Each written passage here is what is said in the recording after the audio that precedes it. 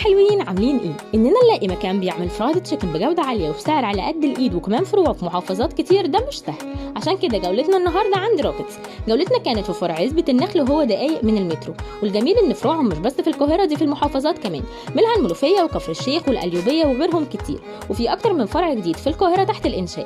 روكيتس من مطاعم الفرايد تشيكن اللي قادره تحافظ على جوده المنتج والسعر اللي على قد الايد والروح التنافسيه في السوق لاكتر من 10 سنين.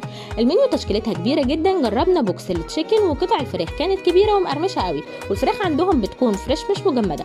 جربنا كمان ساندوتش الشريمبو، وفعلا لما تدوقوه هتلاقوا الجمبري فريش متوسط الحجم مش الحلقات الصغيره العاديه دي. وساندوتش الكوردن بلو كان كبير ومتساوي مظبوط. وعندهم بقى ساندوتش الريبند جوه اللي صممت اجربه عشان اتاكد ان ال 25 جنيه هتشبعكم من عند روكيتس. وعشان عاملين عروض كتير للسنه الجديده قررت اجرب عرض الفاير، واللي كان قطعتين فراخ وكايزر وكول سلو وريزو، واللي كان حسن الختام. الريزو عندهم بيتعمل برز بسمتي نضيف جدا